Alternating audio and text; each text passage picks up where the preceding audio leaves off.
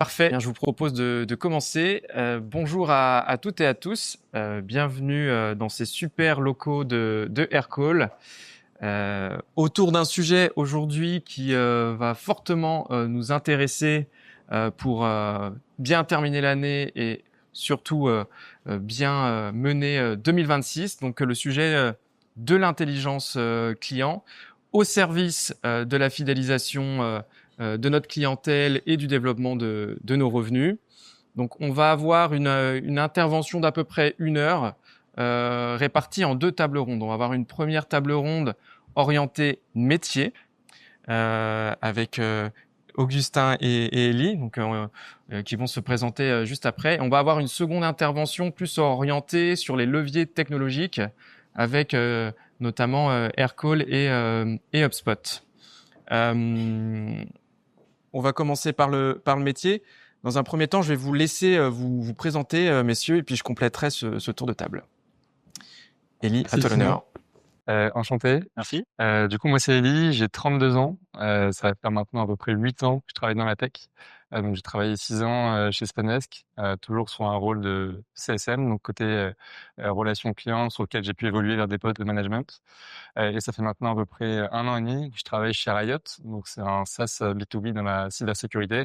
Peut-être certains d'entre vous sont clients. C'est le fameux bot Albert qui vient éduquer les salariés à la cybersécurité, parce qu'effectivement, aujourd'hui, le constat, c'est que la plupart des brèches de données viennent d'une erreur humaine. Donc, Riot vient éduquer les salariés sur ces sujets-là. Donc, ravi de pouvoir échanger avec vous aujourd'hui, et je te passe la parole, Augustin. Merci beaucoup, Elie. Je voulais remercier tous ceux qui se sont réveillés ce matin, surtout les nouveaux parents, pour ceux qui se sont réveillés cette nuit. Merci d'être là. Moi, c'est Augustin, j'ai 37 ans et comme Elie, j'ai bossé longtemps chez Spendesk. C'est là où on s'est rencontrés dans l'équipe CS. Et depuis 1 an, j'ai rejoint Defacto, qui est une boîte qui prête de l'argent en quasi instantané via API. Donc l'API vous donne de l'argent en connectant vos comptes bancaires. On peut prendre une décision en 30 secondes et c'est un peu révolutionnaire. Eh bien, merci messieurs d'avoir répondu présent à mon invitation. Et pour ma part, donc Simon Lagadec, je suis le cofondateur de Make the Grade.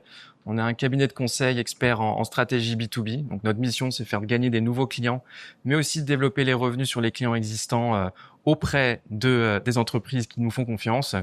On est connu notamment par rapport à notre partenariat avec le CRM HubSpot. On est partenaire élite aujourd'hui et on est également partenaire de Aircall.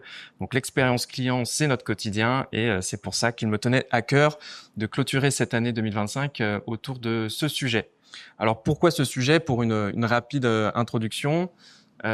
Aujourd'hui, avec l'arrivée des LLM, les usages de nos clients qui changent sur leur manière d'aller chercher l'information sur le digital, sur le web, on trouve ce que l'on recherche globalement en 0 clic. On est dispersé, les sites internet ne sont plus uniquement le seul centre de vérité. L'acquisition et l'inbound marketing, comme on a pu le connaître, cette ère-là est un petit peu arrivée à bout de souffle. Et il faut trouver des nouveaux leviers pour à la fois trouver des nouveaux clients, mais aussi capitaliser sur les clients existants. Et juste un chiffre pour commencer cet échange. En augmentant de 5% la fidélisation de nos clients, la rétention des revenus, on améliore entre 25 et jusqu'à 75% ces revenus. Donc c'est une étude HubSpot qui a été réalisée là-dessus. Et c'est aujourd'hui le nerf de la guerre qu'on va chercher à décortiquer. Alors, pour commencer, on va s'intéresser au terrain. En préparant cette intervention, on a voulu faire un focus sur le métier.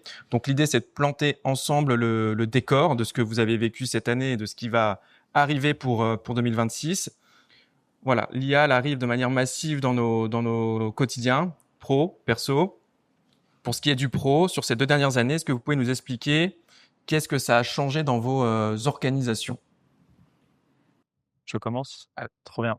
On a la chance avec Ellie d'avoir vécu des expériences qui n'ont rien à voir et sur les 7 dernières années, ça a vraiment shifté incroyablement rapidement.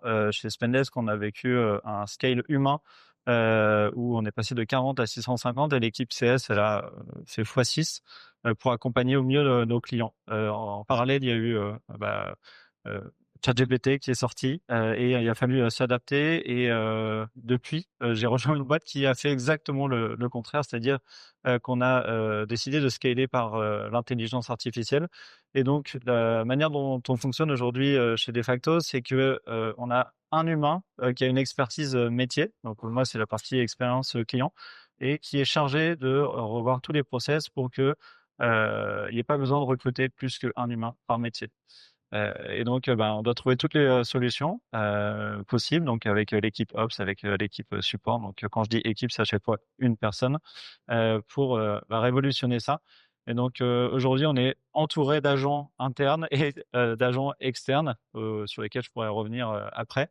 Mais c'est un petit peu la révolution que moi, j'ai vécue entre les deux jobs de scale humain versus scale par l'IA. Merci Augustin. Et pour toi, Ellie? Hyper intéressant ce que tu viens de partager. Moi, je pense qu'il y a trois enjeux là-dessus. Le premier, je vais aller dans le sens d'Augustin. Aujourd'hui, on attend du service client de faire plus avec moins de ressources. On parle beaucoup des fameux unit economics. Et effectivement, on a un peu des référentiels. Typiquement, chez nous, on veut qu'un CSM ait au moins entre 1,5 million et 2 millions d'ARR sous gestion. C'est le minimum pour qu'on considère que c'est en tout cas rentable d'un point de vue business. Donc ça, c'est le premier point. Le deuxième point, et tu l'as dit un peu en introduction, l'acquisition client est devenue quand même compliquée dans le contexte économique qu'on a. Aujourd'hui, on a un paysage qui devient de plus en plus concurrentiel. C'est très facile de monter des SaaS aujourd'hui avec les outils justement d'IA. C'est très facile de se renseigner sur ces SaaS, leurs forces, leurs faiblesses. Et donc, d'autant plus la partie existing business est importante à la fois pour la sécuriser et à la fois pour faire de l'expansion dessus. Donc ça, c'est le deuxième point. Et le troisième point, les clients, je trouve maintenant attendent de plus en plus de la réactivité, de la personnalisation, et c'est des choses aussi qu'on va pouvoir appréhender à travers l'IA. Et justement, pour atteindre cette personnalisation, c'est quoi vos principaux défis terrain? C'est la data, c'est les process, c'est l'alignement avec les équipes, c'est un peu de tout ça? Ouais, c'est un petit peu de tout ça. Je pense que le challenge principal qu'on a eu nous chez Defacto, c'est que on a eu énormément de répétitions de questions. On fait beaucoup de volume et surtout sur du petit à moyen client. Donc le challenge qu'on a eu, c'est comment on rend l'expérience hyper fluide, comment on répond hyper vite, comme tu disais, aux besoins de réactivité. On a des Gen Z aujourd'hui qui veulent tout avoir en quelques secondes. Et donc, pareil côté client, quand on nous pose une question, ils s'attendent à avoir une réponse dans la seconde. Donc, on a essayé de automatiser au maximum tout ce qu'on pouvait faire sur la donnée fixe. Et l'un des enjeux pour la suite, c'est que là, on est en train de travailler sur de la donnée non fixe, donc la data en temps réel sur leur usage. Donc, je dirais que c'est un des enjeux sur lesquels on est aujourd'hui. Je Côté Riot, effectivement, l'enjeu, c'est la data aussi. Je pense qu'on n'est pas encore complètement au top là-dessus et on y travaille. Mais il y a deux axes aussi là-dessus. Le premier, c'est vis-à-vis des clients, comment on met en place plus de réactivité, notamment en traitant des questions qui sont les plus simples et qui sont répétitives. Et deuxièmement, c'est l'interne aussi. On se rend compte qu'on était beaucoup dépendant de réponses que pouvait apporter par exemple l'équipe tech, l'équipe produit. Donc on a construit aussi le fait de connecter notre knowledge base à une intelligence artificielle et qui permet en fait de rapidement avoir accès à cette knowledge base à travers des questions qu'on pose, que ce soit pour l'équipe sales, pour l'équipe CS. Donc voilà, il y a un peu ces deux pans pendant le côté interne et le côté externe pour facilement avoir accès à la bonne information le plus rapidement possible. Et si aujourd'hui vous deviez décrire votre métier à un CEO, notamment via ces mutations en cours, vous le décririez comment? C'est assez facile, on m'appelle la human touch chez Defacto. Je pense que je suis l'un des derniers remparts humains à la relation client. Donc je dirais que je suis la touche humaine entourée d'agents pour faciliter mon travail et m'enlever toute la partie répétitive sans valeur ajoutée. Donc je suis là pour gagner la confiance des clients par l'humain, là où l'intelligence artificielle va faire tout le reste. Je peux aller un peu dans ton sens là-dessus, dans cette côté.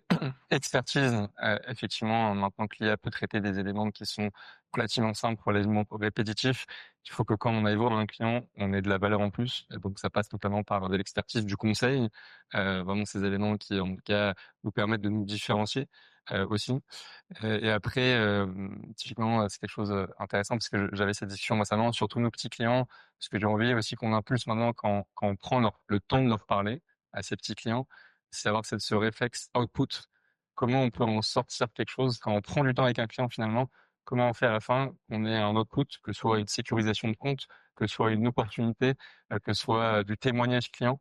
Et ça, c'est le réflexe qui devient important maintenant. Si on parle à un client, il faut qu'on en retire quelque chose. Il y a un peu ce côté-là que je trouve intéressant. D'où le côté personnalisation qui est crucial. Alors maintenant que le décor il est planté, on va aller s'intéresser aux leviers opérationnels concrets. Donc l'idée c'est de donner des exemples de tests que vous avez pu faire avec l'IA cette année, qui potentiellement peuvent être activés par celles et ceux qui nous regardent et qui nous écoutent. Donc est-ce que vous avez un exemple à nous donner d'usage qui a été très transformant pour vos entreprises cette année? Je peux commencer. Allez. Non, pour moi, le premier usage qui a été transformant, effectivement, c'est sur la partie support. Le fait de mettre en place un bot IA. Donc, on utilise Intercom comme outil et ils ont développé un outil que certains connaissent qui est FinAI, qui est leur outil d'AI qu'on peut effectivement venir entraîner, préparer à répondre aux questions des clients. Et nous, l'impact est assez quand même intéressant. Donc aujourd'hui, moi, mon équipe a un créneau de support dans leur semaine. Donc les 12 personnes et chacun a un créneau dans la semaine. Et concrètement, avec l'IA, on a pu avoir un impact assez conséquent. Aujourd'hui, l'IA traite 50% des tickets qui montent sur le ticket, sur le support. Et on va dire à peu près plus de la moitié sont résolus de A à Z sans intervention humaine. Donc il n'y a pas d'escalade.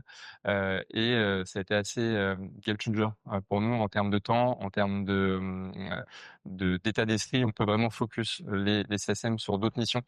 Du coup, là-dessus, c'est vraiment un cas d'usage, je pense, assez phare de comment l'IA peut aider des équipes relations clients. Et sur ces 50% de tickets qui sont pris en charge, vous arrivez à avoir des évolutions sur le NPS derrière? C'est mesurable? On mesure effectivement l'impact sur la satisfaction client à travers cette résolution. Au départ, c'était pas assez satisfaisant. Effectivement, on démarrait, on sentait que les clients était peut-être un petit peu c'était pas encore suffisamment robuste. Et là, ce qu'on constate, c'est que les scores s'améliorent parce on passe du temps maintenant à améliorer les réponses que va donner le bot. Et donc aujourd'hui, on peut arriver sur des scores de satisfaction qui sont plutôt autour de 80-85%. On a encore une marge d'amélioration, mais en tout cas, c'est bien mieux qu'au départ quand on l'a lancé il y a maintenant 7-8 mois. Ok, donc ça nécessite quand même de l'itération en continu. Au début, j'imagine, la clientèle s'aperçoit un petit peu trop fortement que c'est de l'IA. Il a fallu humaniser un petit peu le système.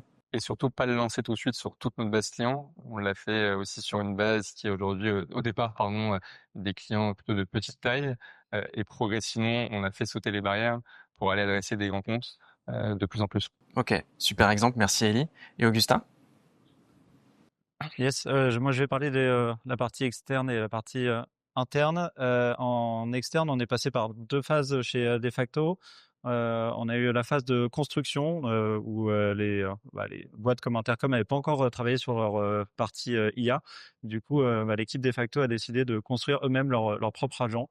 Et contrairement à ce que tu as dit, eux, ils l'ont fait avant que j'arrive de manière vraiment en public. Donc, ils ont lancé à tout le monde directement. C'était au moment du départ en congé maternité de Christina qui est là. Elle a dit comment je peux me remplacer moi-même pendant 6 mois. Et donc elle a construit un agent. Elle lui a rempli d'informations pendant 1 mois et demi. Elle a testé, elle l'a mis en prod directement. Et c'était à l'époque où il n'y avait pas d'autre solution, donc il fallait bien se lancer dans le grand bain. Ce qui a fait qu'aujourd'hui on a Emma et Amélie. Emma qui est une avant-vente et Amélie qui est une support dans l'équipe support qui permet de répondre à toutes les questions basiques, comme tu disais. Ellie. Donc aujourd'hui, c'est à peu près 40% des réponses qui sont répondues, enfin les questions sont répondues, pardon, directement par nos agents. Et là, on arrive dans la nouvelle phase où en fait les outils deviennent meilleurs que ce qu'on a construit. Et donc, on est en train de faire ce travail, comme tu le mentionnais. On a déjà Intercom qui prend le relais. Et je pense que c'est un peu le futur, c'est de pas essayer de tout reconstruire, de reconstruire la roue à chaque fois. C'est d'utiliser les outils que vous avez en place et de les adapter à vos usages et de les alimenter au maximum. Et après, sur la partie interne, on a fait plein de trucs très drôles. Donc, à chaque fois, on donne des prénoms à nos agents pour les repérer. Nous, on a énormément de volume à traiter de ce qu'on appelle recollection, c'est le recouvrement chez nous, où quand les clients ont 3 jours de retard, puis 10 jours, 15 jours, en fait, il faut faire des relances. Et donc, on a créé un agent de recouvrement qui s'appelle Alain et qui travaille avec un humain qui s'appelle Jean-Sébastien chez nous. Donc, il travaille en duo, comme un good cop, bad cop, où dès le jour 2, Alain met la pression, puis après, Jean-Sébastien prend le téléphone pour apporter une touche un peu plus humaine, pour essayer d'avoir un rapport humain plus sympa. Mais du coup, ça fonctionne super bien. On a la même chose avec Carlos qui nous aide à traiter tout le volume de liasses fiscales pour essayer de comprendre les différents business avec lesquels on travaille pour essayer d'anticiper les business qui vont faire défaut dans le futur. Et donc, voilà, plein d'agents sur lesquels on itère et qu'on crée au fur et à mesure. Et c'est quoi votre manière de faire pour suivre la bonne collaboration, le bon impact de ces nouveaux agents qu'on lance, qu'on teste? Vous avez un dispositif spécifique pour ça? Alors, si je prends les démarrages, si j'ai bien compris avant que j'arrive, les agents, il y a eu beaucoup de casses. On a des exemples très drôles. Donc, comme j'ai dit, on a lancé à tout le monde, on a vu comment ça a fonctionné et on a vu les limites aussi.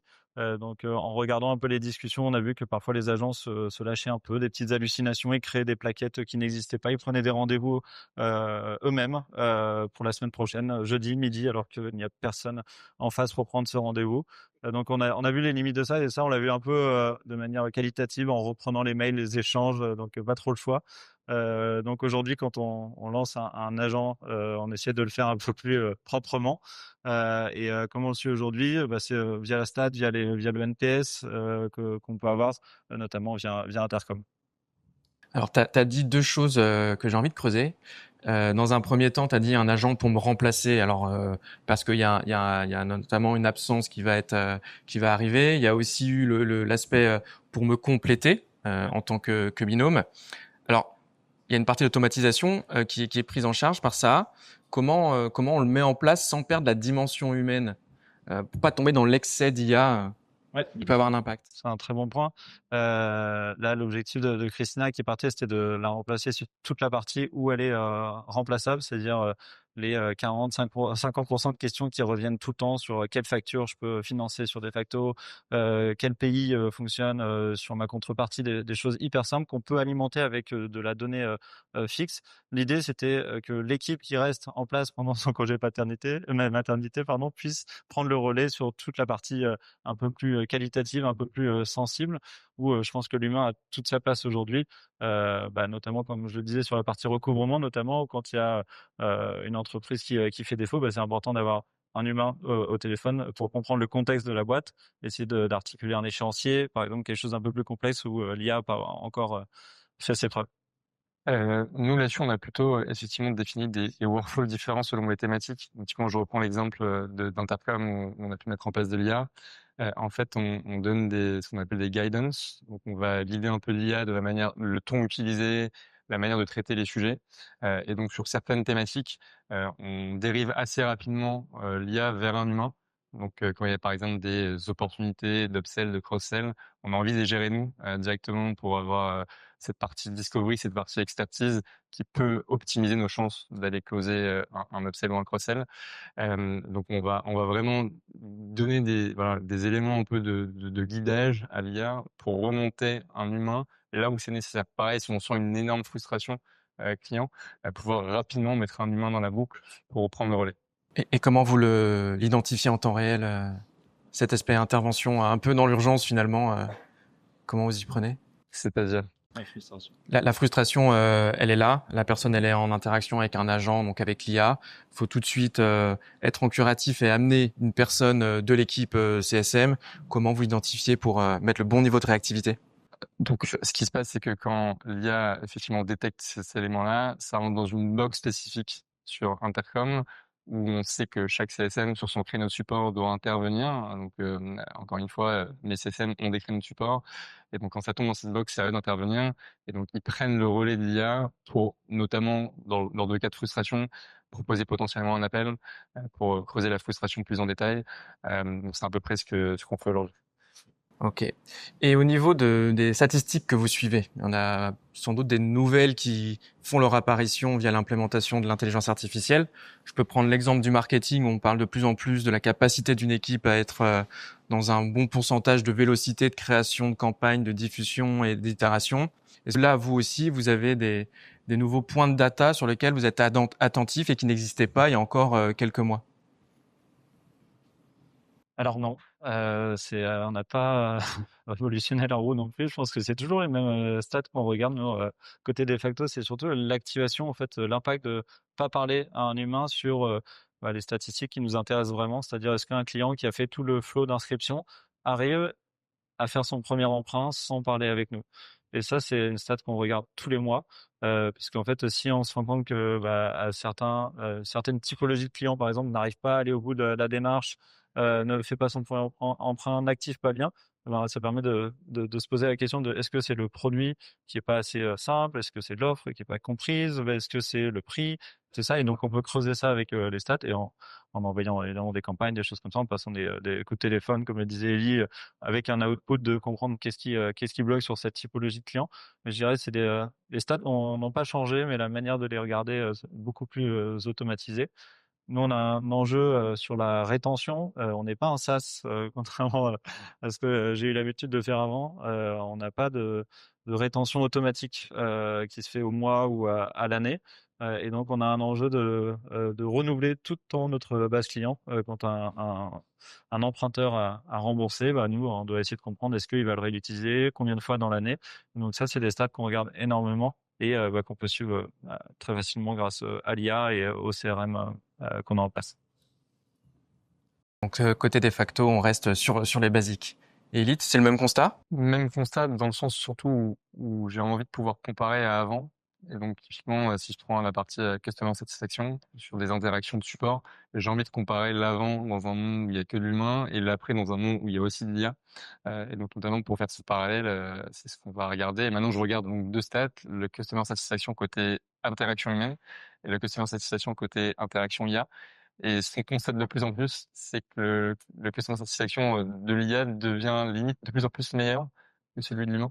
Donc c'est intéressant et ça veut dire aussi qu'on fait bien notre travail parce qu'on a bien fourni à l'IA les bonnes données, les bons workflows. Donc voilà, je suis assez d'accord avec Augustin, on n'a pas réinventé non plus la roue là-dessus et on suit un peu les mêmes paramètres. Très clair. Et si on parle vision 2026 et au-delà, donc si vous aviez quelques points d'inspiration et un peu de vision à partager à l'audience, c'est quoi les chantiers stratégiques prioritaires que vous allez vouloir travailler et qu'est-ce qui vous semble indispensable pour l'expérience client? Je vais commencer là-dessus. Euh, je pense que le premier point, c'est déjà que l'IA va devenir et devient déjà multicanal. Donc on parle de bots là, mais on a la voix aussi. Typiquement, Intercom a annoncé récemment qu'ils allaient pouvoir prendre des appels directement avec des clients, par exemple, pour éviter un churn. Donc ça, c'est super intéressant. On parle aussi de bots qu'on peut mettre maintenant sur Slack.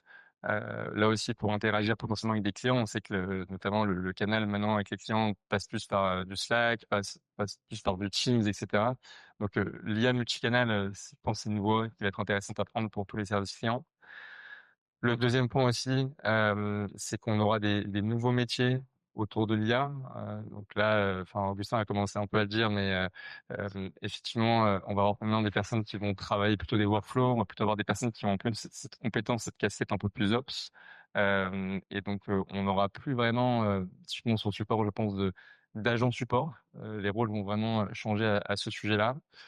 Le troisième point important aussi, et on le voit à l'ère de ChatGPT, les clients, quand ils vont maintenant chercher une information par rapport à notre produit, ils vont pas forcément aller la voir dans le centre d'aide ou même poser la question à notre bot, ils veulent la poser à GPT. Et donc, je pense qu'on le fait déjà ici dans la salle. Quand on veut créer un workflow, on va demander à GPT, voilà, je suis bloqué sur Spot, je suis bloqué sur Intercom, je suis bloqué sur Livestorm, etc. Comment je fais? Et donc, du coup, c'est un peu la même chose. Comment on peut se référencer, être indexé sur GPT ou tous ces autres outils d'IA pour avoir la bonne réponse le plus rapidement possible. Et dernier point quand même là-dessus, effectivement, on parle beaucoup d'IA là, mais et moi je le vois notamment sur des grands comptes, ça remplace pas le relationnel client. et l'intelligence émotionnelle qu'on peut aussi avoir. Nous, on le voit aujourd'hui quand on fait un déj avec un client, on rend compte notamment l'impact est extrêmement fort pour la poursuite de la relation, pour l'engagement, pour la vision, la projection avec l'outil. Donc c'est des choses ça, qui vont pas être scalables. On va pas mettre une IA qui va aller déjeuner avec un client. En tout cas, j'espère pas. Mais voilà, c'est un peu aussi des éléments de projection, en tout cas de mon côté. Super aligné avec ce que tu viens de dire, notamment sur l'intelligence émotionnelle avec l'intelligence artificielle pour finalement switcher en équipe hybride au service du client. Alors, tu as dit il va y avoir des nouveaux métiers. Est-ce qu'il va y avoir également des nouvelles compétences que l'on devrait tous et toutes maîtriser, selon toi? Je pense que oui. En tout cas, ta question invite à répondre oui.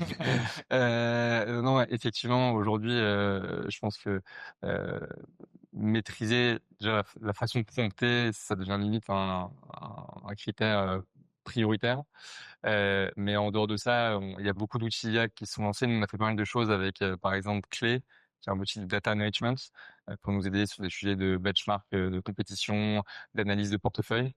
Il y a d'autres outils IA qui se lancent aussi. Je pense que HubSpot et Aircall en parleront aussi de leur côté tout à l'heure. Mais il faut maîtriser ces outils-là, la manière dont ils peuvent s'interconnecter, c'est important aussi.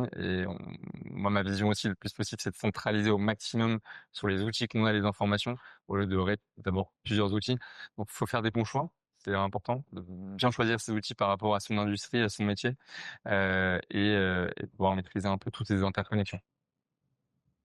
Trop bien. Je te rejoins sur 100% des points. Merci Ellie.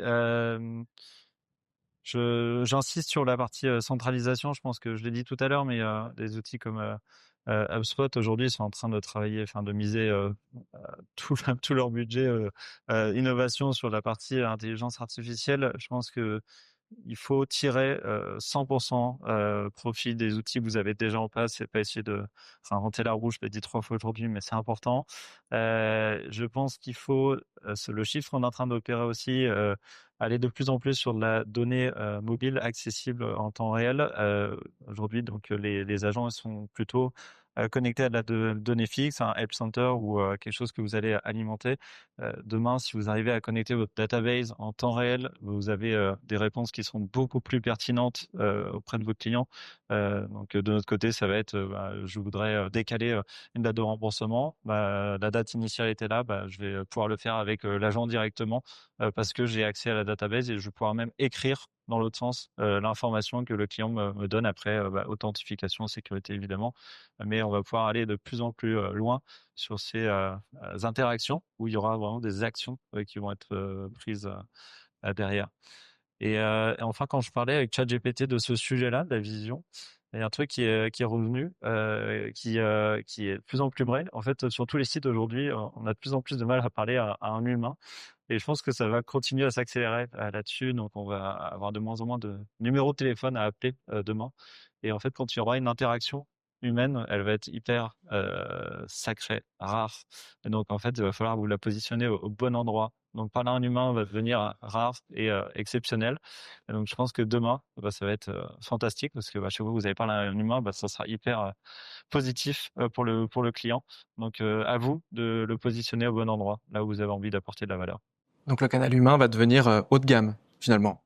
Je pense, ouais, parce que tout le bas de gamme, à la fois côté client et en interne, il n'y aura pas d'intérêt à passer par l'humain. On aura envie d'une réponse instantanée, une action instantanée. Là où parfois, quand il y a de la frustration, comme on disait, quand il y a besoin d'aller sur un sujet un peu plus sensible, on sera content de parler à une touche humaine. Très inspirant. Merci Augustin, merci Ellie. Ce que je vous propose, c'est on va faire une petite phase de questions-réponses. On va prendre 5 minutes avant de passer à la seconde table ronde. On peut prendre 2-3 questions. Donc, si vous en avez pour nos invités, c'est maintenant que ça se joue. Qui a une question à poser?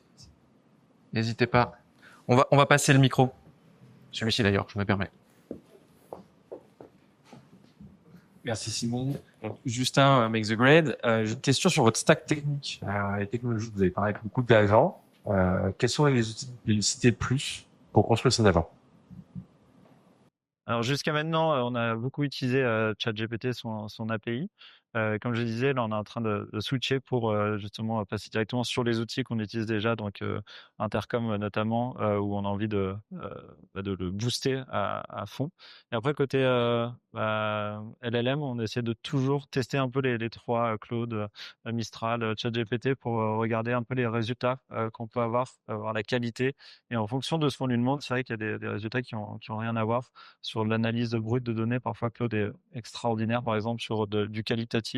On arrive à avoir des meilleurs résultats quand nous on demande toujours les besoins clients au démarrage, donc pourquoi il est venu à la base. Et Claude aujourd'hui est meilleur sur sa capacité à comprendre du quali humain, là où ChatGPT est un peu meilleur à faire des agents, par exemple. Nous, de notre côté, sur de l'interne, on est beaucoup sur OpenAI et Gemini. Donc plutôt sur notre produit, parce qu'on a beaucoup d'IA aussi dans le produit. On parlait aussi, là, aujourd'hui, beaucoup de métiers, mais notre produit a beaucoup d'IA, j'imagine, comme de facto. Et plutôt sur la partie métier, on est aussi sur des outils existants qu'on avait déjà, donc Intercom. On utilise Fathom sur tout ce qui est plutôt call enregistré. Donc c'est comme du Mojo, comme du Gong, et ça nous permet de faire rapidement des résumés de call structurés tels que nous on souhaite. Ça permet de faire des follow-up de mails automatisés, etc. Donc on mise pas mal sur nos outils qu'on a déjà en place. Et après on va utiliser un peu du clé qui est pas mal utilisé par les ops, notamment côté sales, couplé à du GPT pour faire de l'enrichissement de données. Donc encore une fois, nous on avait deux cas d'usage. Un, c'était le benchmark de la concurrence. On sait qu'on a de plus en plus de concurrence sur notre secteur. Et donc typiquement, on a pris tous les deals qu'on gagnait, tous les deals qu'on perdait. On a demandé à l'IA d'analyser ce pourquoi on a gagné, ce pourquoi on a perdu versus nos concurrents et de ressortir de ces éléments-là un peu des battle cards par rapport à nos principaux concurrents. Et le deuxième cas d'usage, c'est aussi aujourd'hui, donc comme je disais, on fait attention aux unités économiques de l'équipe CSM. Et donc, on a des portefeuilles qui peuvent être importants en termes de taille. Moi, les plus gros CSM, notamment Milan, ici présent, va avoir 300 comptes en portefeuille. Donc, c'est un énorme portefeuille. Et donc, comment on peut venir faire pour lui de la recherche d'informations externes sur son portefeuille, typiquement des acquisitions, des rachats, etc., qui vont l'aider à mieux ensuite gérer son portefeuille. Et donc, on fait tourner du clé et du GPT pour aller choper un peu ces informations de portefeuille externes et lui faciliter un peu son travail. Voilà. C'est super. Une autre question? Moi, j'ai une question par rapport à Alain et Carlos. C'est plutôt par rapport à la personnalisation de l'IA et comment, avec quelle transparence, on peut communiquer dessus auprès de nos clients. Celui-là, est-ce qu'on peut proactivement dire qu'on utilise l'IA?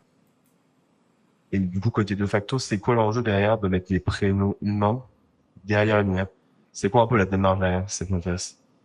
Alors sur les agents internes, la seule démarche de mettre des prénoms, c'est de les humaniser, d'avoir l'impression qu'on est 50 au lieu de 25, et aussi de pouvoir les identifier plus facilement et de pouvoir leur donner même des visages sur Slack. Ça, c'est juste pour voilà, les identifier. Et après, sur la partie client, leur donner les prénoms, bah, ça permet d'avoir une interaction avec. Tu as l'impression d'avoir un humain jusqu'à ce que tu comprennes que ce n'est pas un humain, mais on a des clients aujourd'hui qui pensent toujours qu'Amélie existe et elle est formidable dans son travail de CS. Et c'est vrai, elle est vraiment très, très, très, très forte. Donc en fait, on ne le dit pas proactivement qu'on utilise l'IA. Si on nous demande, on le dit sans problème.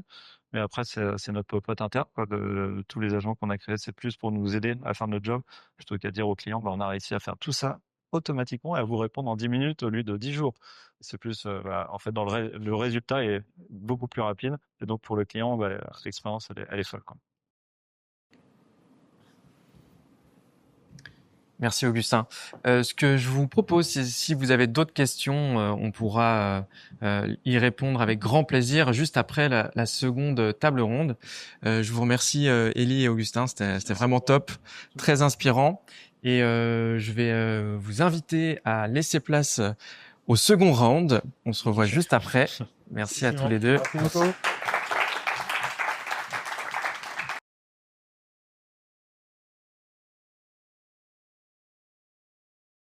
Et j'invite Bénédicte de chez HubSpot et Pierre de chez Aircall à me rejoindre.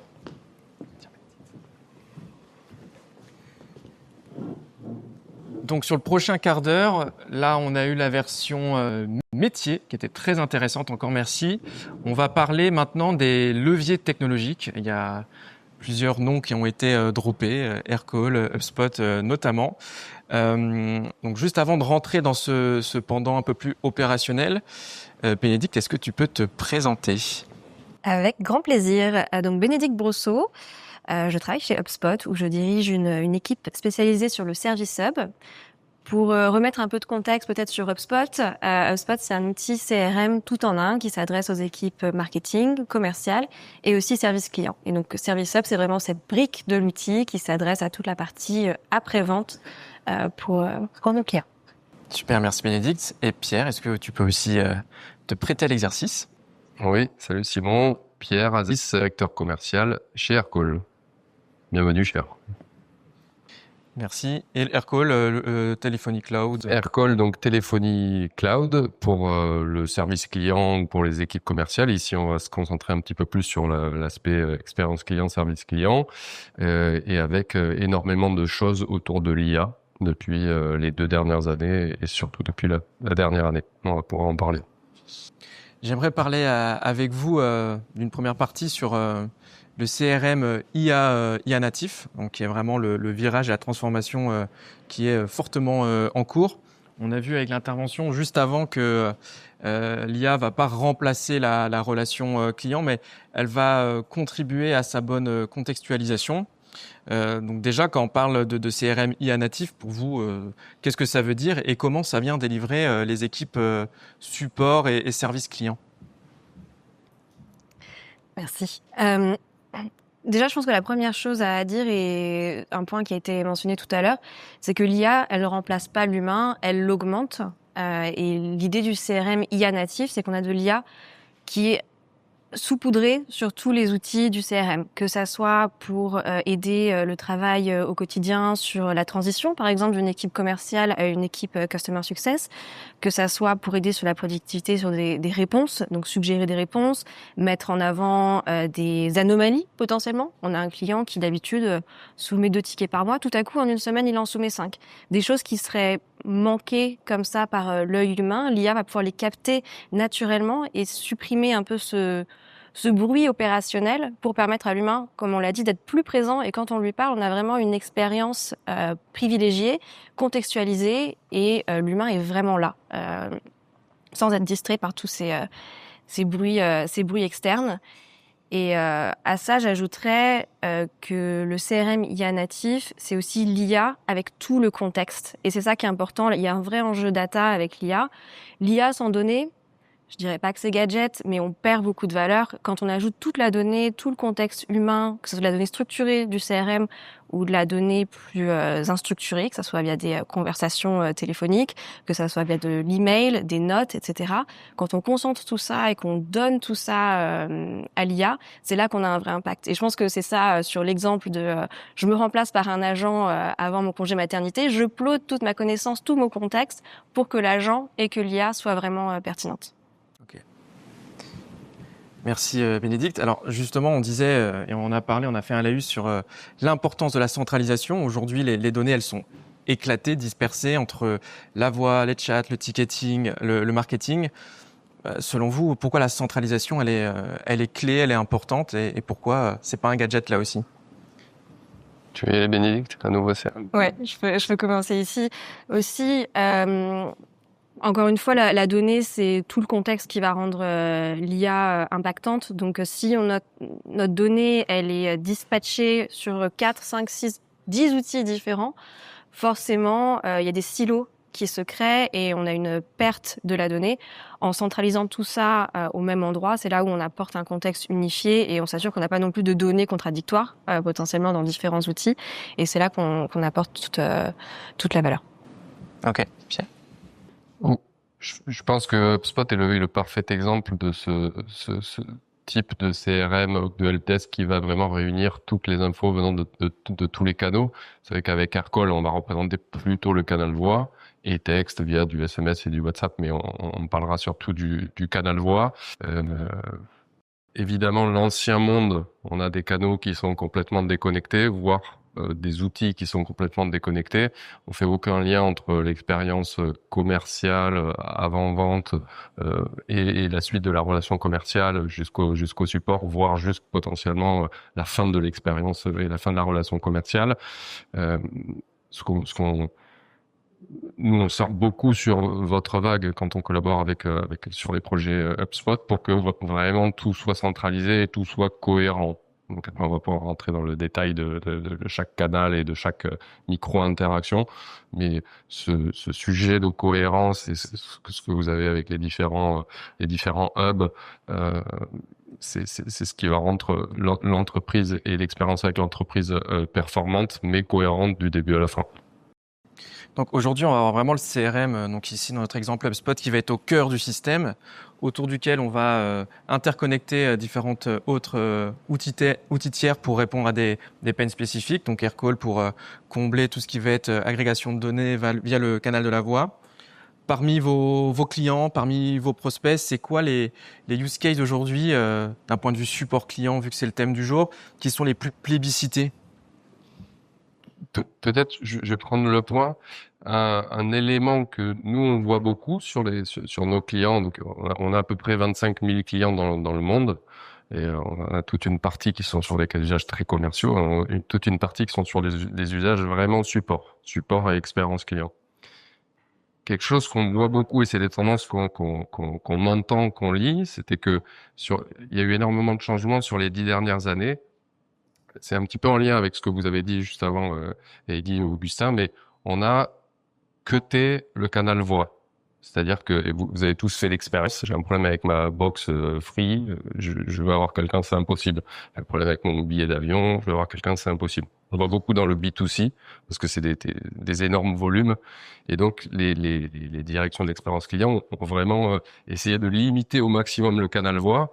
Il y avait 10 ou 15 étapes avant d'avoir un agent. Et en fait, ça a créé finalement une baisse de l'expérience client, une baisse du NPS, une baisse de tous les métriques de satisfaction. Et donc, on voit que le canal voix revient. Bon, justement, on est en train de se dire, en fait, si on veut garder le client, si on veut que l'expérience client soit bonne, le canal voix est essentiel. Sauf que si on a des milliers, voire des millions de clients, c'est pas toujours facile d'avoir des milliers et des millions d'agents. Donc, c'est là que l'agent virtuel a un rôle prépondérant, en dehors des ouvertures de bureaux, la nuit, le week-end, scalable très facilement dans toutes les langues. Et donc, on travaille énormément sur ce côté agent virtuel. On a travaillé énormément et on continue sur le guide pour l'agent humain. Pendant qu'il est dans un appel, il peut être guidé, il peut avoir des suggestions de l'IA pour que en live, il soit plus performant, il réponde à des sujets plus rapidement, et surtout avec meilleure cohérence, basée sur une knowledge base, mais on travaille aussi sur ces agents virtuels où là les possibilités sont assez illimitées. Si je peux compléter juste sur la partie effectivement agent virtuel, c'est aussi le cas d'usage aujourd'hui chez HubSpot qui est le plus publicité par nos clients. Alors on s'appuie bien sûr sur Aircall pour l'agent voix, mais HubSpot a aussi son propre agent qui peut être à la fois en interne au service des équipes, mais aussi en externe au service du client, donc qui est disponible sur le site web 24 heures sur 24, 7 jours sur 7. Ce qu'on voit aujourd'hui, c'est qu'on est sur un agent chez HubSpot qui a un taux de résolution de 67%, donc ce qui est assez énorme. 67% des questions posées à l'agent sont répondues directement par cet agent virtuel sans passer par un humain. Ce qui a permis à certains de nos clients de réduire jusqu'à 77% le volume de demandes traitées par l'humain. Et donc vraiment, encore une fois, de se concentrer sur là où l'humain a vraiment de la valeur ajoutée. Ça, c'est un cas d'usage plutôt peut-être orienté support. Un autre cas d'usage, côté, on parlait de renouvellement, de customer success.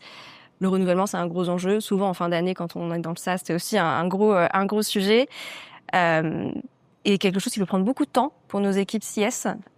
Et j'ai l'exemple d'un client en tête qui nous disait que ça lui prenait des mois en fait de gérer toutes ces demandes liées au renouvellement. Et grâce aux agents clients, aujourd'hui, ça se gère en une semaine, quelques jours. Et ça via l'interaction directement avec le client ou le support en interne aux équipes pour amener des suggestions de réponse, pour amener les bonnes infos au bon moment en fonction du contexte de la relation. Alors justement, si on s'intéresse au canal de la voix, qui est une véritable matière première pour venir nourrir nos agents, nos intelligences artificielles, selon vous, en quoi aujourd'hui une conversation avec nos prospects et nos clients est devenu un actif stratégique plutôt une simple interaction passagère? Qu'est-ce qu'on va chercher à en ressortir de ça? Alors plusieurs choses, déjà le contenu, mais on peut aller chercher d'autres éléments. Est-ce qu'il va y avoir des mots-clés? Est-ce qu'il va y avoir une humeur? Récemment, on travaillait sur le déploiement d'une petite boîte, mais qui dans leur mindset, ils veulent capter l'humeur des clients. Ils disent, nous, on veut savoir combien on a de clients qui sont contents globalement, combien de clients qui sont pas contents de l'expérience. Et donc, on a mis en place ce use case assez précis sur la captation de l'humeur. Et grosso modo, les CSM ont des pools de 100 ou 150 clients et ils se tirent un petit peu la bourre. Il y a ce petit challenge vers aller sur mes 150 clients, j'ai 90% d'humeur positive dans l'école. Donc ça va vraiment dépendre de ce qu'on veut venir chercher. Mais tout ça, évidemment, c'est des données ensuite qui peuvent être incorporées dans le CRM. Et puis on peut s'en servir pour décider est-ce qu'il y a une problématique, est-ce qu'on est dans la bonne tendance, est-ce qu'on est dans ce qu'on souhaite donner comme expérience client ou pas. Pour donner un exemple. Ouais, et c'est vrai que la voix a un rôle extrêmement important. Il y a beaucoup de signaux faibles dans les conversations qu'on a avec les clients aujourd'hui qui sont importants de capter, et Aircall est un super acteur pour ça. Et là où l'intégration Aircall HubSpot est hyper pertinente, c'est que tout ça, c'est capté via cette conversation live, via la voix. C'est ramené dans le CRM où on va pouvoir du coup analyser la santé du client en couplant ces données, ces signaux faibles captés par la conversation aux autres informations du CRM, aux emails, etc. pour évaluer la santé globale du client. Et donc tout ça couplé ensemble nous permet vraiment d'avoir une évaluation fine et plus profonde de la santé de nos clients. Merci Bénédicte. Alors justement, vous nous avez parlé de ces outils qui nous permettent de détecter des émotions, de remonter des insights sémantiques également. Est-ce que vous avez des exemples de retranscriptions qui ont été venir enrichir une donnée et qui ont eu un réel impact sur une prise de décision qui en a découlé, pour montrer la boucle de décision justement que ça peut entraîner? J'ai pas forcément un exemple précis en tête, mais ce que tu viens de dire, Simon, je pense que c'est extrêmement important parce que c'est pas juste capter, c'est pas juste avoir l'information, c'est comment j'utilise cette information une fois que je l'ai pour amener l'action. Et c'est là que toute cette captation est super importante. Sur des sujets de renouvellement, typiquement, comme j'en parlais un petit peu plus tôt, il y a plein de choses qui peuvent être captées au-delà du sentiment. C'est aussi les enjeux à venir et pouvoir avoir cette approche plus, on en parlait, proactive et réactive et être là au bon moment, que l'humain soit amené au bon moment pour traiter ces sujets avec toute son intelligence émotionnelle. Et c'est là que l'équipe hybride, agent virtuel et humain prend tout son sens. Merci. Récemment, pour revenir sur le sujet de l'humeur, on avait un cas client dans l'assurance et ils se sont rendus compte. Donc on permet d'avoir une heat map pour savoir quelles sont vraiment les zones de la semaine ou de la journée, voire de week-end où il y a le plus d'appels, ou alors où il y a le plus d'appels manqués aussi. Donc souvent quand on dit là sur cette heat map il y a le plus d'appels manqués parce que par exemple notre équipe est débordée. Par exemple, c'est un cas d'usage, on va mettre un agent en débordement pour être sûr que l'appel soit répondu. Et comment il y a un agent qui dit, voilà, je suis l'agent de Bénédicte, elle est actuellement occupée, est-ce que je peux prendre des demandes pour vous, etc. Et ce client, il avait croisé du coup la heatmap avec l'humeur et il avait identifié que je crois que les appels du vendredi soir, entre 18h et 20h, c'était des appels souvent vénères. Des appels de clients furax. Et donc, en fait, si au bureau, il n'y a plus personne entre 18h et 20h, ou s'il y a juste le petit junior qui a pas trop de recul sur la situation, qui va se prendre la marée lors de l'appel, on fait pas matcher ce qu'on veut donner de l'expérience client avec la ressource qu'on y met, quoi. Et donc, suite à ça, ils avaient fait un petit décalage sur les équipes en étant sûr de garder des seniors qui savent gérer ce genre de problématiques sur le vendredi de 18h à 20h. C'était un choix, une décision qui avait été prise en fonction des données de voix et d'appels qui pouvaient y avoir dans ces outils. Ouais, c'est un bon exemple. Et puis la retranscription permet d'avoir une culture de l'écrit permettant des feedbacks, du coaching aussi. Je souligne parce que nous, c'est notre clientèle chez Make the Grade, c'est vraiment ce qu'elle nous demande, autant pour les équipes support client que pour les équipes avant-vente. Et c'est beaucoup plus accessible avec l'ensemble de ces technologies que ça l'était auparavant. Et j'ai une dernière question. Si vous deviez convaincre un dirigeant B2B d'investir dans la donnée vocale, d'investir sur un CRM IA natif, ce serait quoi vos pro tips et vos top arguments? J'y vais? Vas-y. Oui, alors je trouve que on parle pas mal d'entreprises agentiques et d'outils CRM vraiment IA native. C'est la tendance du marché. On peut pas. Ne pas imbriquer l'IA dans ces outils de gestion de la relation client, c'est un risque stratosphérique parce qu'en fait tous les concurrents de notre industrie vont le faire. Et donc très rapidement, les clients, les utilisateurs vont s'habituer à ce genre d'expérience et c'est juste la tendance du marché. Je pense que ne pas y aller, c'est une grave erreur parce qu'on va perdre en compétitivité, on va perdre en ROI, on va perdre en qualité d'expérience client qu'on va donner. Maintenant, je pense que c'est intéressant d'échanger avec des experts qui se sont déjà penchés sur le sujet. Je sais pas si on peut dire qu'il y en a 3, il y en a un, il y en a 2 éventuellement, mais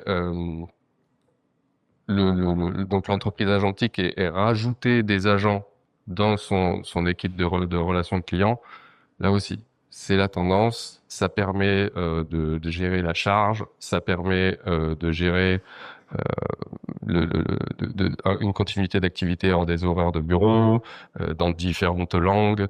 C'est illimité le potentiel qu'on peut avoir en rajoutant des agents dans son expérience client. Donc voilà, je dirais que c'est la tendance du marché et on va avoir des nouvelles idées qui vont continuer à popper tous les jours. 100% aligné avec ça. J'ajouterais même que je suis pas sûre que ce soit 100% une tendance. Je pense que c'est la norme maintenant. Et c'est comme tu disais, Pierre, aujourd'hui, c'est plus un avantage compétitif. C'est vraiment déjà se mettre à niveau et à égalité avec les compétiteurs. S'il y a encore de la résistance en interne, ce qui peut être le cas, la conduite du changement, c'est important. Ma recommandation, ça serait de commencer par les petites choses qui vont améliorer le quotidien. On en parlait avec certains d'entre vous dans les discussions informelles juste avant. Ces petites choses qui vont nous aider à être plus productifs, j'ai reçu un ticket très complexe, plutôt que de le lire de A à Z sur un historique de potentiellement plusieurs jours, je vais pouvoir le résumer super rapidement. Et rien qu'en implémentant ces choses du quotidien, on va développer une appétence pour l'IA et c'est là que les équipes vont voir vraiment la valeur ajoutée au quotidien. Donc ça serait ma recommandation pour l'adoption. Des sujets passionnants, on pourrait faire une conférence dédiée sur l'adoption CRM, c'est une vraie compétence collective aussi à acquérir. Ce que je vous propose, c'est aussi que vous puissiez poser vos questions. Si vous avez des questions d'ordre un petit peu plus technologique, outils, pour HubSpot, pour Aircall, on peut y répondre. Est-ce que certaines ou certains veulent challenger ça?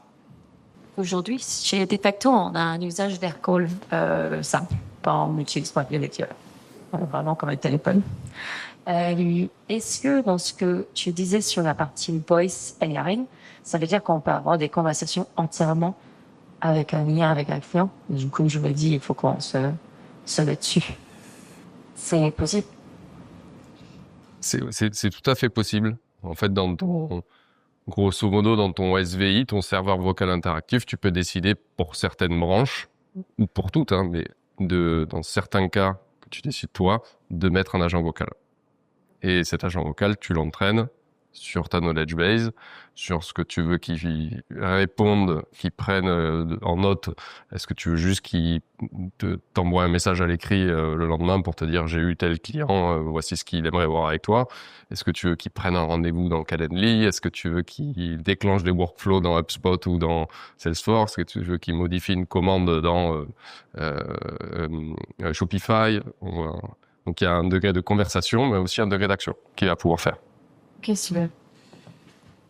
Je me permets de te compléter parce que je viens de le paramétrer chez Make the Grade cette semaine, donc c'est en test. Je peux au moins donner mon retour d'expérience sur la création et le paramétrage. C'est super simple d'accès. Donc on l'a appelé Céline, donc comme chez De Facto, on donne des petits noms bien humains à nos agents, et on a fait un agent pour l'expérience d'accueil des appels entrants. Déjà pour faire gagner du temps à nos équipes, parce que on a des personnes qui nous appellent pour nous prospecter. On a des candidats qui veulent postuler ou suivre une candidature. On a des clients qui n'ont pas forcément appelé la bonne ligne d'équipe et qu'il va falloir router vers les bons experts, etc., etc. Donc, cette IA, on lui donne un style, une posture. On peut mettre des prompts spécifiques à votre métier pour bien comprendre justement les points de détail, service recouvrement par exemple. Et on choisit effectivement dans le workflow quand on active ou quand on n'active pas cet agent IA de la voix. Donc nous, on a fait le choix pour le tester de le mettre uniquement sur les temps de fermeture notamment, et sur une ligne d'accueil globale en tout temps. Et là, ça y est, les premiers appels commencent à se faire. Et il y a également une fonctionnalité qui nous permet de tester avant de mettre live. Et je me suis bien amusé à essayer de piéger l'IA en donnant un numéro, par exemple 0000. L'IA se fait pas avoir, répond super bien, et franchement c'est assez bluffant. Donc c'est fonctionnel, vous pouvez déjà l'utiliser. Ouais. Merci pour le retour d'expérience. Il y a Alain qui va avoir une voix, je pense.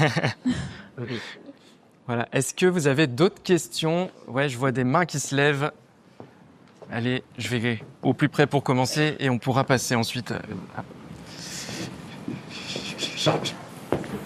Bonjour, vous m'entendez bien? Merci. Je vous dire sur la formation, parce que vous parlez de Marianne Faucourt, je sais plus si c'est vous qui ne pas mis en avant. Mais les fois, vous parlez de ces impératifs dans les compétences pour prendre. Mais comment est-ce que vous formez les équipes qui sont actuellement là? Et si vous le faites. Et comment vous le faites, à quel état d'esprit et comment est-ce que ça réagit en appel? C'était une question pour Ellie, non? Moi, je peux répondre. Tu veux répondre? Et Ellie pourra répondre aussi. Alors, c'est une très bonne question parce que finalement, l'IA, c'est un sujet d'adoption également. Donc, nous, chez Make the Grade, on fait beaucoup d'adoption de CRM. Alors là, on a transposé nos techniques et notre pédagogie pour l'IA d'abord en interne. Donc, la première étape, déjà, c'est de remonter, de faire une sorte d'audit interne avec une équipe dédiée. Donc, faut nommer un leader IA pour faire le pivot et qui va avoir en charge de remonter toutes les frictions et frustrations de terrain. Donc tout ce qui est chronophage, sans valeur ajoutée, vous centralisez tout ça. Une fois que vous avez centralisé tout ça et que vous avez fait des ateliers, des interviews, les gens vont commencer à se dire et à comprendre, tiens, il va se passer quelque chose en interne, on va m'apporter des nouveaux outils pour me simplifier mon quotidien et me rendre plus performant. À partir de là, il faut passer dans une phase d'équipement. Donc, à vous de voir les LLM que vous voulez internaliser en interne, à vous de voir les fonctionnalités IA que vous voulez activer dans vos outils, CRM ou autres. Nous, on a fait le choix d'équiper tous nos membres avec la dernière version de Gemini et la dernière version de ChatGPT. On a pris du ChatGPT Enterprise pour avoir aussi des tableaux de bord sur les usages. Donc, on peut savoir le nombre de volumes de prompts qui sont réalisés par équipe, par personne. On peut pas voir les prompts dans le détail qui sont réalisés, bien évidemment, ça va pas jusque-là. On peut voir les projets qui sont les plus utilisés, les plus dynamiques. Bref, il y a plein d'insights sympas qui permettent aussi de bien confirmer que l'adoption est en train de prendre. Et puis, il y a de la formation à donner. Donc, nous, on a créé une formation interne sur c'est quoi les LLM, comment ça fonctionne, comment ça se décortique d'un point de vue un peu plus ingénierie, un prompt, avec le query fan out, si certains connaissent l'expression, c'est comment quand on prompt, qu'est-ce qui se passe derrière sur les technos. Et en fait, on nivelle la compréhension des technos vers le haut. Et après, ça se fait assez naturellement. Chacun transpose à son métier. Chacun traverse une petite phase de geekerie, j'ai envie de dire. Et c'est l'early adoption. Et une fois qu'on quitte ça, et c'est là vraiment où on est chez Make the Grade en interne, C'est là où on peut commencer à collectivement muscler un peu le jeu, si je puis dire, en créant des agents, parce que tout le monde a compris comment ça fonctionne, comment c'est utile au quotidien. Si je peux ajouter peut-être juste un point. Bien sûr. Juste un point là-dessus sur la partie formation sur l'IA. J'en parlais avec certains d'entre vous aussi juste avant. La formation, l'IA c'est nouveau, ça change tous les jours, donc on n'est pas avec une carte et un playbook qu'on peut appliquer facilement comme on en avait l'habitude avant. Donc ce qui est intéressant, je trouve, c'est que c'est pas que de la formation descendante. Voilà l'IA, voilà les outils que vous avez, voilà comment vous les utilisez. Ce qui est super intéressant, c'est justement cet aspect geekery. On a des champions qui se créent sur l'IA. Il y a plein de nouvelles pratiques qui se créent simplement à l'usage par les collaborateurs. Donc, c'est ces personnes-là en interne, les identifier et leur donner une plateforme pour partager avec le reste de l'entreprise ce qu'ils ont trouvé, ce qui marchait pas aussi, et vraiment créer cette émulation en interne pour partager les bonnes pratiques. Merci. Et on peut prendre une dernière question. J'ai vu que la main se levait là-bas. Le micro arrive à toi, Elie. Merci. Moi, j'ai une question sur HubSpot, justement, un peu la même question que Christina sur la com pour HubSpot. Nous, on utilise HubSpot, on utilise pas du tout la partie IA. Je crois que ça s'appelle Breeze chez vous. Donc, j'ai l'impression que c'est ça. J'aimerais savoir c'est quoi un peu les 2-3 cas d'usage quand on parle pas de support. Sur HubSpot, on n'utilise pas du tout la partie Service Hub, on fait avec un plateforme. Qu'est-ce que moi, je peux mettre en place avec Breeze, s'il y a 2-3 cas d'usage en tant que CSM chez Arrête. Ouais, il y en a beaucoup. Ce que je disais en introduction, c'est l'idée de cette IA qui est saupoudrée. Donc chez HubSpot, Breeze, on le retrouve partout. Donc c'est un peu ce courant de l'IA qui est disponible sur toute la plateforme. L'assistant Breeze, il est disponible sur l'ensemble des pages. Donc si moi aujourd'hui, que je sois CS, que je sois sales, que je sois dirigeant dans une entreprise, je peux venir sur un compte, ouvrir Breeze et lui poser des questions sur ce compte, sur le contexte, avoir toutes les informations. Ça, c'est un cas d'usage qui est très commun, qui aide beaucoup dans le cas d'escalade, par exemple, ou simplement un leader qui rentre dans une conversation avec un client. Ça lui permet d'absorber tout ce contexte de manière super rapide. Dans les échanges en direct avec les clients, encore une fois, qu'on soit CS, qu'on soit sales ou autre, l'IA va nous permettre d'avoir des recommandations de réponses. Donc, c'est ce fameux agent client qui est disponible au client directement, qui est aussi disponible en interne pour améliorer la productivité. Et on parlait d'onboarding aussi, c'est aussi un outil de formation finalement. J'arrive, je suis nouveau dans une entreprise, j'ai HubSpot, qui a tout le contexte de mes clients. Moi, je viens d'arriver, j'ai pas ce contexte-là. Qu'est-ce que l'IA va pouvoir me suggérer de répondre à cet email que j'ai reçu et apporter les meilleurs éléments de réponse. Merci Bénédicte. Moi, j'ai aussi un tips qui est pas forcément rattaché à un hub, mais qui est plus rattaché au CRM en tant que tel. Donc ça, c'est transversal. C'est les smart properties, propriétés intelligentes. Donc c'est des victoires vraiment faciles. En gros, ça consiste en quoi?